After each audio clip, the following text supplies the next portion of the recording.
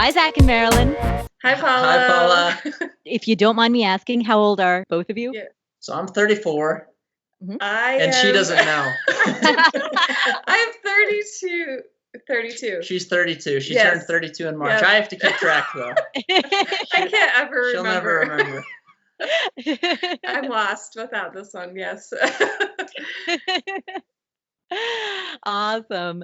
So tell me about yourselves.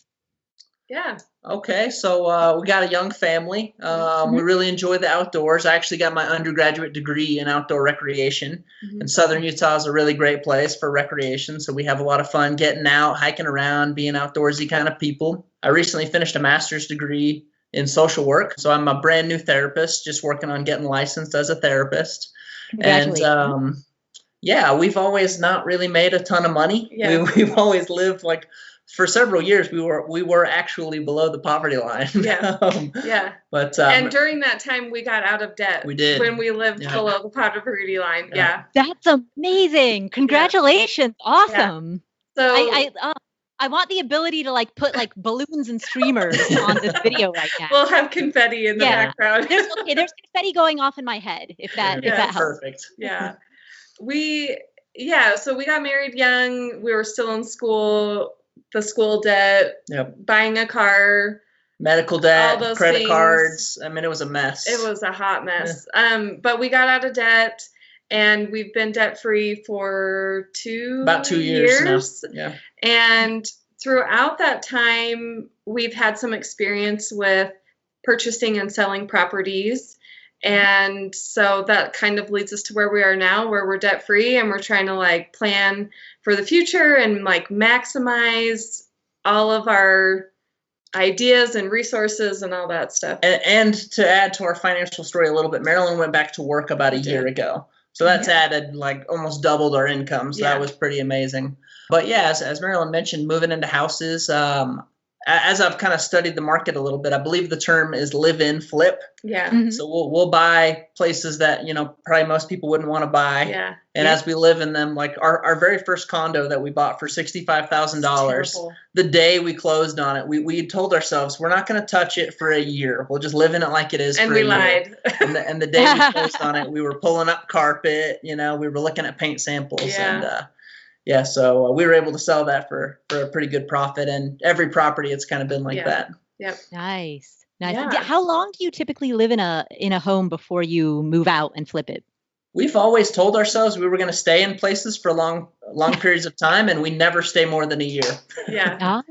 Yeah. So our first condo that we bought, we owned it for longer than we lived in it. Yeah. So we moved out and we rented that place for another year after we'd moved out. And then we moved again away from Cedar, and we sold that so that we could buy another home that we were looking at. And then we did some good work there and then sold it and moved back to Cedar. So Cedar City is where we live currently. Oh, yeah, Cedar City, Utah. But yeah, I guess there's a rule where you can't have an FHA loan if you have like outstanding balances on another FHA loan.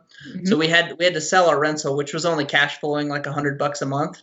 Right. So honestly, it was almost more trouble than it was worth. So we sold that place to get into another house, which we then flipped, and we just kept the cash when that one was done with. But yeah, we made a $50,000 profit on that one, so that was pretty sweet. Yeah. That's awesome. Yeah. That's awesome. As you move the money, do you use a 1031 exchange in order to move it? Yes, we've always put it into the next house. Yeah. Nice.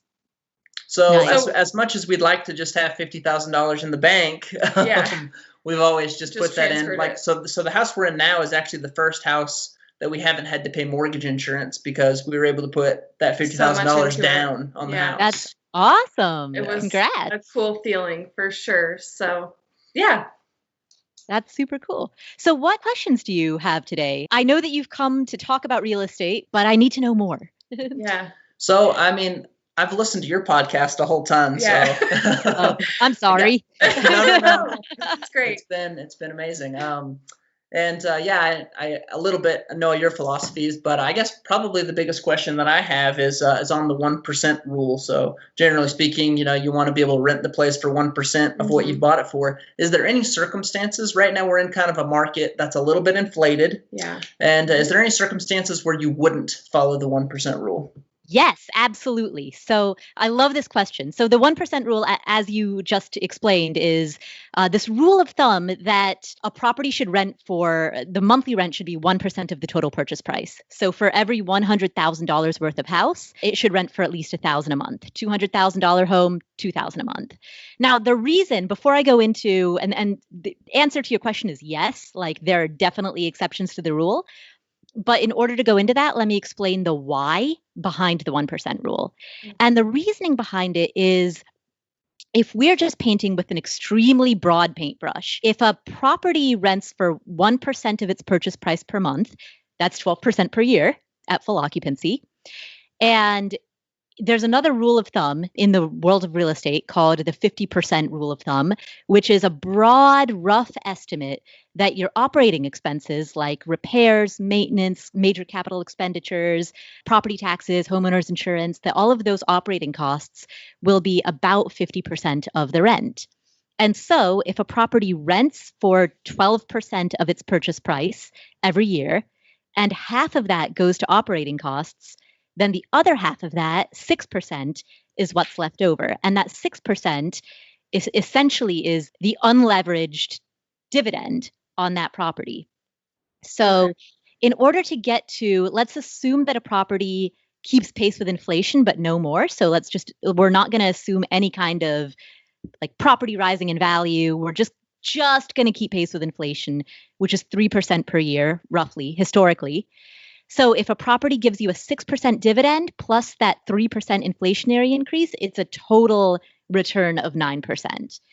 So that's the reason why the 1% rule of thumb exists. It's not meant to be make or break criteria.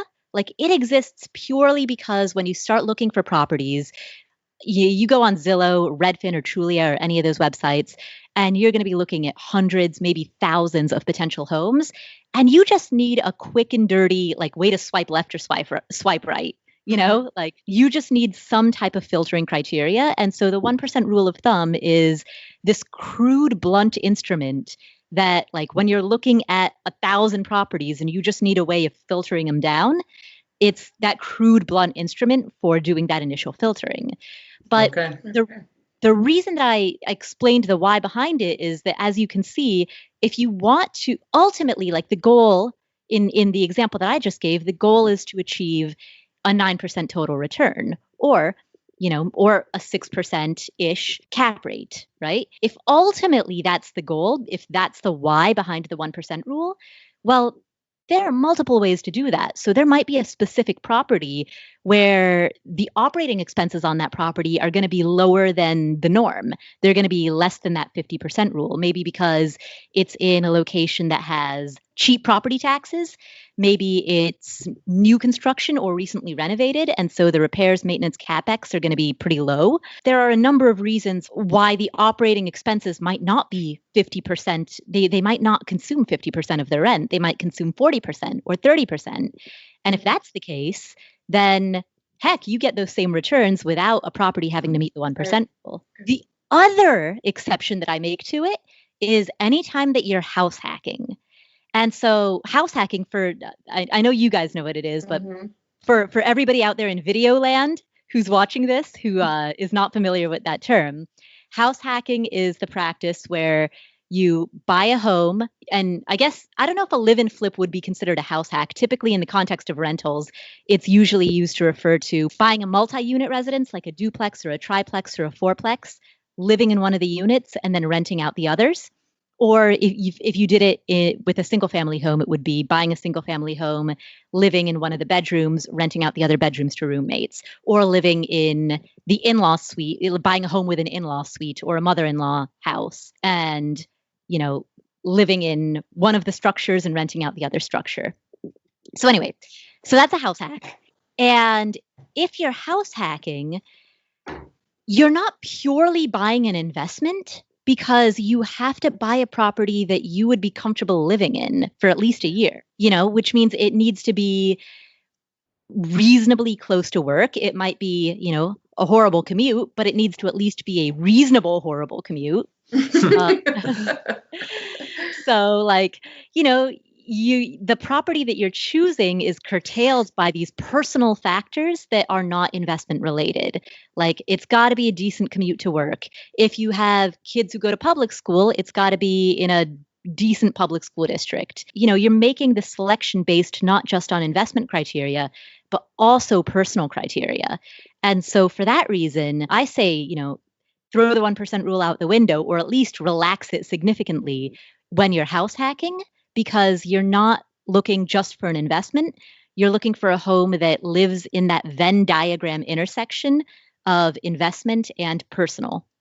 Okay. And a house hack is what we're looking to get into. I am looking at right now. We have a twin home here in Cedar City that's on the market right now for like $240,000. For both sides. Right. So you get both sides, and we could rent one side of it for like $1,200 to $1,500, which would pretty much pay the mortgage on the other side. Yeah. Awesome. And there's other places so right now we live in a twin home, and the other side of it is for sale for $198,000. And I'm thinking, well, that doesn't follow the 1% rule, but it'd be nice to have that. We could at least cash flow $400 or $500, which would go towards our mortgage. Right. Yeah. Well, and the one that you mentioned, $240,000, and for both units, and then one of the units rents for between $1,200 to $1,500 per month. That totally meets the 1% rule. Yeah, in fact, it beats it. And that's the other. Just for everyone who's watching this on video, in a situation like that where you've got, as I'm sure you already know, where you've got two units, you do the math on the 1% rule as though you were paying rent to yourself. Yes. So. Yeah. If each side rents for $1,200 a month, then the two combined rent for $2,400 a month, and the property costs $240,000. That's perfect. Yeah. Awesome. You want to ask the next one? Yeah, or can I ask another one? No, you ask the question. You can ask, and then I'll go after you. Okay, so like I said, we're in a little bit of an inflated market right now, and that's a little frustrating to live somewhere where the properties aren't necessarily worth as much as they're selling for, but people are buying them. We've got a lot of folks from California who come in, and to them, it's like, oh, this is a steal, because in California, that house is $500,000. Yeah. So one thing we're looking at is some markets where the numbers make a little bit better sense. Yeah. Would you ever invest in a market where you don't live there? And I don't know. It seems like it'd be difficult. Navigate that? It'd be difficult to manage. Yeah. Yes, absolutely. So when I started buying rental properties, I bought locally. At the time, I lived in Atlanta, and so I also bought in Atlanta. And then after a couple of years, I moved to Las Vegas, Nevada. And so I had that experience of living 2,000 miles away from all of my rental properties. Yeah. And frankly, I love it. Like being an out-of-state landlord is way better, because the thing is so good. When you're, or I'll speak for myself, when I was in town, if I didn't have to build a system or build a business, like I didn't have to treat it like a business, because it was so easy to just go over there and replace the batteries in the smoke alarm. Or mow the lawn or whatever. Yeah. Exactly. Yeah. It was just so easy to go there myself to do all these like little tasks and tweaks and things that I never had to build processes, build systems, treat it like a business, because it was just so easy to skirt that, Yeah. And once I moved to Las Vegas, then I was forced to actually build processes. So I just gave the example of like checking on the batteries in the smoke detector, right? So I have a checklist of things that I do or things that my property managers or like a representative of mine, a member of my team does at every move in and move out. Like I've got a checklist for every turnover, but I didn't start building that until I came to Las Vegas. And the reason that I gave the smoke alarm example is because in our lease, we state that, if it's the tenant's responsibility to check the batteries in the smoke alarm and replace when necessary. But if a tenant is moving into a unit for the first time, it's the landlord's responsibility to make sure that the batteries are working on the day of move-in, right? I didn't have a line item about that in my move in, move out checklist. Like, it was just such a small thing. I overlooked it. I forgot it. And so on one of my properties, it was move in day. The tenant moved in. The smoke alarm was chirping, which is that sound that it makes, the really annoying sound that it makes to indicate the batteries are low. And I had to call a contractor who then charged a $75 like site visit fee just to change a set of batteries. Ugh. So like, some people might hear that and think, oh, that's a reason not to invest out of state. You've got to pay $75 for someone to replace batteries. But really, you only have to do that once before you learn your lesson and put it in the checklist. And then you have a process that makes sure that that's never going to happen again. Yeah. So, yeah. So instead, you're just paying your property manager that you have a fee to go do all of these things, and it's not costing you so much. Okay. Exactly. Yeah. So I've got a property manager, and then I also have my own checklists and processes, and that helps me manage the manager. Gotcha. Okay. Oh, that's good. Manage the manager. Okay. Yeah. Okay, so I have lots of questions, but I guess my biggest thing is, like, if you're looking for properties, do you look for deals? Do you have like a criteria that you look for? I can walk into a house and be like, oh, I love this. We'll change this. Start We'll do this. We'll design. do that. It'll be Yeah. great. We can like finish this out, and it'll be, I can do that in any house that I walk into. And so I get caught up in like, okay, but is this a good house to purchase? Like, I don't know. Like, do you look for fixer-uppers? Do you look for homes that are more move-in ready? Like, what's your preference, I guess? Well, let me ask you, what level of time and interest do you have in managing a fixer-upper? I guess it depends a little bit if it's one we're going to live in again. If we're going to live in it, the design matters, Yeah. But if we're not going to live in it, I care about that a lot less. Yeah. So if we live in it, we have no problem doing a fixer-upper. I mean, it could be a hole in the ground and we could figure something out. But yeah, so I think it just depends on the situation, whether we're buying it strictly for rentals or if we're going to live in it. So yeah. And we both work, so we don't have a ton of time. Not these days. At least right now we don't. So Right. So one thing that I teach the students in my course, I teach this course on rental property investing, and towards the beginning of the course, I have this chart. You're just going to have to like visualize this in your head. So imagine on the x-axis, so on that horizontal line, imagine that it's a spectrum, and on one side of the spectrum, you find deals, and on the other side, you create deals, right? So finding a deal would be like logging onto the MLS, or going on Zillow or Trulia or Redfin, and just seeing something that's publicly listed for sale. Like, that's all the way on the finding end of the spectrum. And then over on the creating a deal end of the spectrum, you would have like postcard campaigns or direct mail campaigns or working with wholesalers, some of those more like creative off-market ways of looking for deals, right? So imagine that as the x-axis. And then the y-axis, imagine in terms of what you just asked about renovations, imagine that on one end of the spectrum, you have great condition, move-in ready, looks beautiful. And then at the other end of the spectrum, it's not even habitable. Like, it would not even merit a certificate of occupancy from the county. And then, you've got everything in between. You've got like the paint and carpet remodel. So you've got kind of a cosmetic remodel, or you could have like more of a mechanical remodel, or, changes to the foundation, all the different degrees of damage that could be repaired, the different degrees to which a thing could be a fixer-upper. And so if you imagine sort of that trade-off between effort and reward, like as you dial yourself along these two spectrums, the effort increases, but often the reward also increases. So if you think all the way into one quadrant where you're finding off-market deals through direct mail postcard campaigns, and then you're buying them and they're total fixer-uppers, and so then you're also fixing them up, you're like all the way into the hardest quadrant of that graph. That's where the effort is going to be the highest, but that's also typically where the profits are the highest. But on the other hand, if you want, if you're working full time and you've got a family and you want to at some point in your life go to the gym, like bucket list. Yes. Then it's totally okay to be in that easier quadrant where you're buying something off of the MLS that's move-in ready. And then, of course, there's sort of all of those quadrants and points along the spectrum in between where maybe you don't want to mess around with direct mail campaigns or creative searches. Like you just want to buy a publicly listed property, but you're cool with it being a fixer-upper, or maybe vice versa. Maybe you want it to be move-in ready, but you're cool putting more effort into the search. All of those would be examples kind of around the middle end of that spectrum.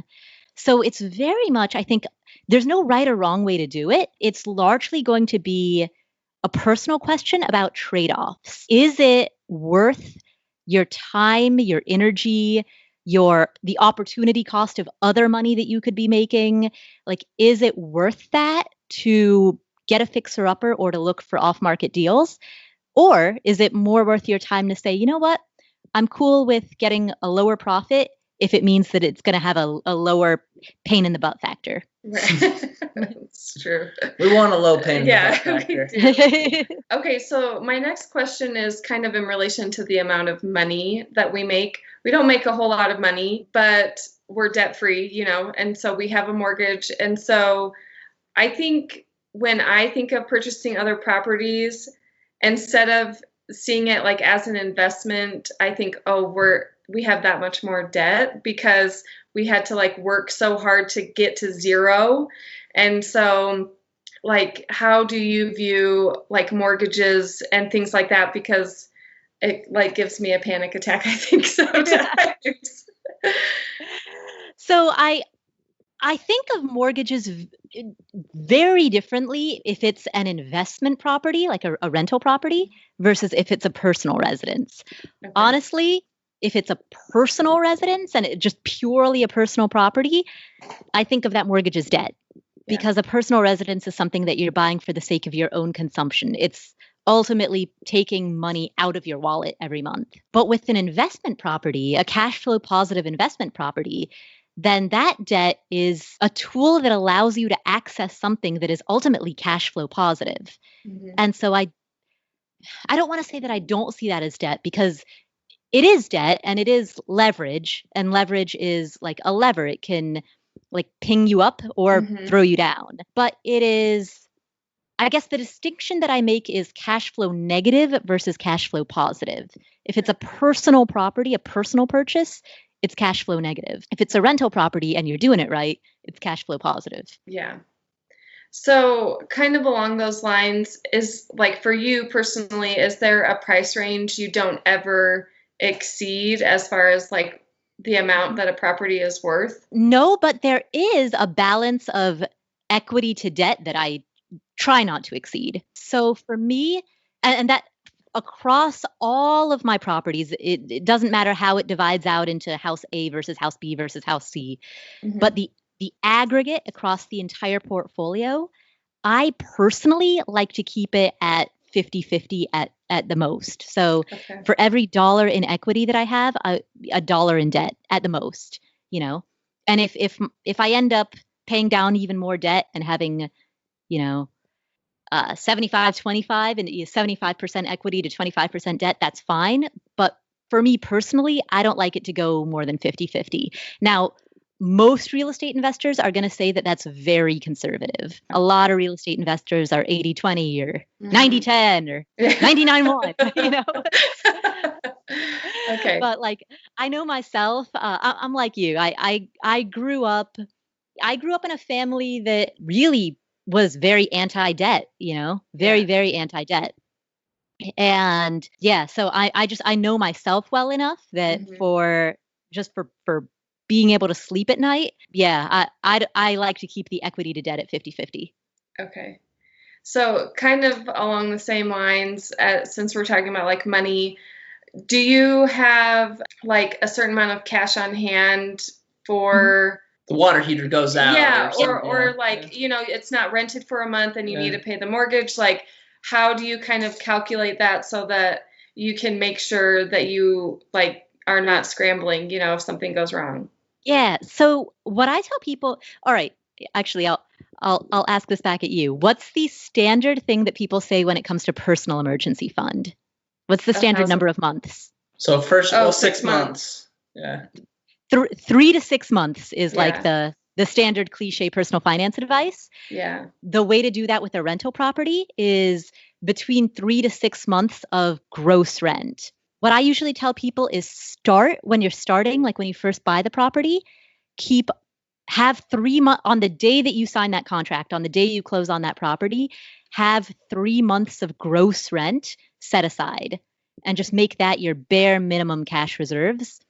And, then as, time goes on and you have the ability to grow that bucket to 6 months, great, but make 3 months the minimum.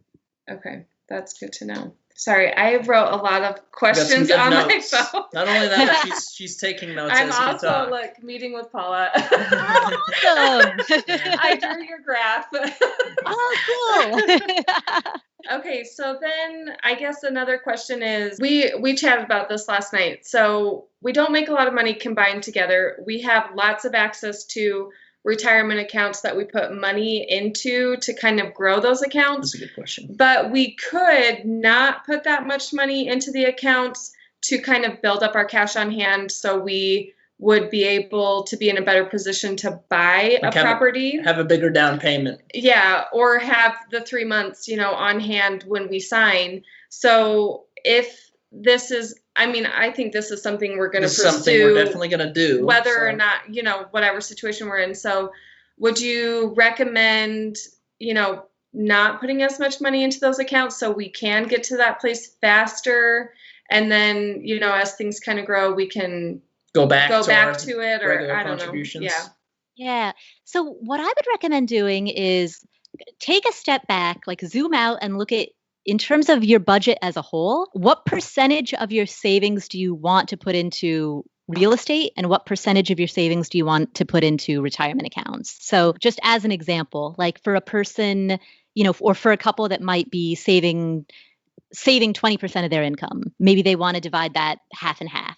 So 10% goes to retirement accounts, 10% to real estate, or, and that's just a hypothetical example. But I think that I would reframe the question not as should we be putting less into retirement? I would reframe it as what's our overall budget?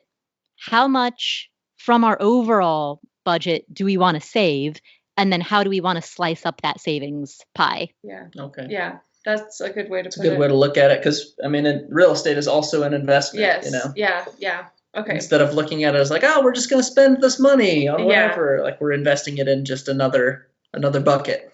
Can I ask another question? Yeah, totally. Okay. So right now, like Zach was saying, our market is really inflated. And I think maybe for like comfort's sake, it's like, okay, if we're going to do this, it might be a little bit nicer to buy kind of locally. But where our prices are really inflated, like during this time, pandemic and all these things and government stimuluses, do we wait and just kind of watch things? Or like, we're not going to have another 2008 again, where everything is like dirt cheap, at least I don't think that's going to happen. But like, do we wait and kind of just watch things or like, I don't know. We could be waiting forever. Yeah. So eventually we got to make a decision. Yeah. We don't want like analysis paralysis where we're like, well, it's not checking all the boxes. And so we're not going to do it yet. So First of all, that's the first time I've ever heard someone say we're not going to have another 2008 again and mean it in a positive and frame 2008 in a positive light. Yeah. Darn the good old days. Take it. Oh gosh, sorry if I offended anybody. I'm not going to have another 1929 again. So what I often tell people, and I say this to people also who ask a similar question about buying stocks or buying index funds. If you think about Warren Buffett or any of the major investors, Benjamin Graham, Philip Fisher, any of the like famous investors, they didn't make their money by looking at prices and trying to judge those prices relative to where they were or where they might be in the future. They simply looked at prices and said, is this a good deal right now in the present moment? Regardless of where it was in the past, regardless of where it may or may not go in the future, these numbers today, does it make sense? Yes or no? And if the numbers today make sense, then they buy. And similarly, when they look at their holdings, when they get to the point where they're holding something and the numbers on it, the market shifts enough that the numbers no longer make sense, then they sell. And if you just repeatedly do that throughout your life over and over, you ultimately win. Like you ultimately come out ahead. So don't get caught up in market timing. Instead, just focus on it's like the zen of investing, like be here now, like where are we in the present? Yeah, exactly. Okay. That's good. That's good thoughts. Well, we got a lot of notes and we got a lot to think about. Yeah. Decisions to make. Do we have any other questions? Did you have any other questions? I think you covered them. You took Sorry. you took good notes. Do you have any other advice for us as we do this, or? Well, you seem to be doing the live and flip thing really well. What I always tell people who are doing like live and flips or any type of live in rehab is it can be and I'm sure you guys have already mastered this since you've already done it, but it can sometimes be so hard to separate what you personally want from what just makes sense as a good investment. Mm-hmm. So like the very first kitchen that I remodeled was in a unit that I was living in. And if I were, when I remodel other kitchens and other rental properties, if I'm putting in granite countertops, for example, I might do granite tile instead of granite slab because granite tile is a heck of a lot cheaper, right? And I'll just do the basic builder grade, like, Baltic brown or Santa Cecilia, like those basic builder grade types of granites. But when I lived there, like I got the slab and I got the fancy slab. Treat yourself. Yeah, exactly. And and then I got like a beveled edge. All the details. Exactly. Like I spent way too much on those countertops, more than is justified for investment purposes. Yeah. So just as you're doing, especially when you're living there, like be wary of that. Like be aware of times when emotionally you might be tempted to spend a little more than is necessary, like from the perspective of someone who's doing a detached remodel. Right. Okay, I think that's pretty good advice. That's really good. Awesome. Thank you. We've got some good homework to do. Thanks so much for all the information. Absolutely. Thanks for taking this time to chat. Yes. Thanks, Paula. Yeah. And congrats on everything you've done so far. Thank you. Appreciate it. There's still a ways to go. Yes. But I think we're on the right path. So it's great. Awesome. All right. Bye. Okay. See ya. Bye. Thanks.